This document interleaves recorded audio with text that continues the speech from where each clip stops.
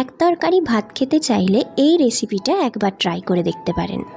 এঁচোড় আর আলুকে আগে থেকে সেদ্ধ করে নিয়েছি। এরপর একটুখানি নুন দিলাম, হলুদ দিলাম, লঙ্কা গুঁড়ি দিলাম এবং জিরের গুঁড়ো অ্যাড করেছি। এটাকে খুব ভালো করে মাখিয়ে নিলাম। এই রেসিপির জন্য তেমন কিছু লাগবে না। লঙ্কা কুচি, আদা রসুনের পেস্ট আর বেসন, কাঁচা লঙ্কা কুচি অ্যাড করলাম আর আদা রসুনের পেস্টটাও অ্যাড করলাম আর সামান্যতম একটুখানি পেঁয়াজ দিলাম। এটাকে খুব ভালো করে এবারে হাতের মাধ্যমে মাখিয়ে নিতে হবে।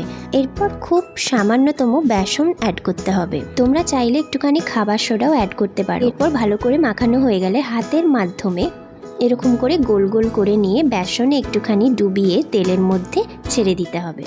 আচ্ছা, আমি এটা আবারও করে দেখাচ্ছি। এইভাবে হাতের মাধ্যমে গোল গোল করে বড়ার আকৃতির মতন করে নিয়ে বেসনে জাস্ট একটুখানি ডুবিয়ে নিয়ে তেলের মধ্যে ছেড়ে দিতে হবে।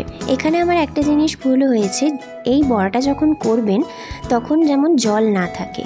জল থাকলে এর ভেতরটা একটুখানি কাঁচা কাঁচা রয়ে যায়। যতটা সম্ভব এটাকে শুকনো শুকনো করে মাখারই চেষ্টা করতে হবে, যেমন বড়া ভাজা হয় সেরকমই আর কি। আগের ভিডিওগুলো যারা দেখেছো তারা তো জানোই আমি পোস্ত অ্যাড করতে খুব ভালোবাসি এইভাবে বড়ার ওপরে, তো তাই জন্যে আমি একটুখানি পোস্ত অ্যাড করেছি।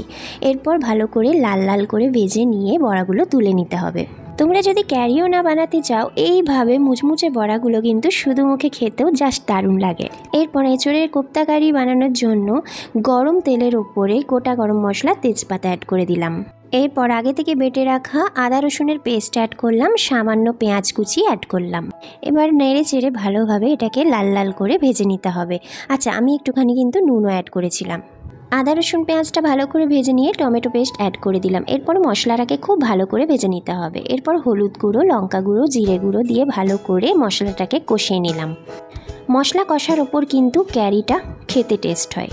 কাশ্মীরি লঙ্কার গুঁড়ো অ্যাড করলাম, দেখতেও যেমন সুন্দর হয় খেতেও কিন্তু টেস্টি লাগে। মশলা কষার ওপর কিন্তু ক্যারিটা ডিপেন্ড করছে কেমন টেস্ট হবে। হালকা করে করে জল দিয়ে দিয়ে ভালো করে মশলাটাকে কষিয়ে নিতে হবে সময় ধরে। মশলাটা কষানোর সময় একটুখানি চিনিও অ্যাড করতে পারো, খেতে কিন্তু দুর্দান্ত লাগে।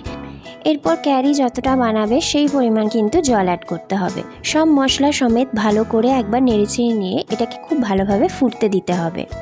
ক্যারিটা ভালো করে ফুটে যাওয়ার পর আগে থেকে ভেজে রাখা এঁচোড়ের বড়াগুলোকে এক এক করে ছেড়ে দিলাম।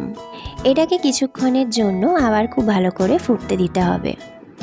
এটা যেমন খেতেও দুর্দান্ত হয়, দেখতেও কিন্তু খুবই ভালো লাগে। এটাকে খুব ভালো করে ফুটিয়ে নিয়ে এবারে রেডি তোমাদের এঁচোড়ের কোপ্তা ক্যারি। গরম গরম ভাত বেড়ে জাস্ট ভাতের উপরে ক্যারিটা নিয়ে জাস্ট খেতে বসে পড়তে হবে। এরপর এটা খুব ভালোভাবে ফুটে গেলে এতে একটুখানি আমি গরম মশলা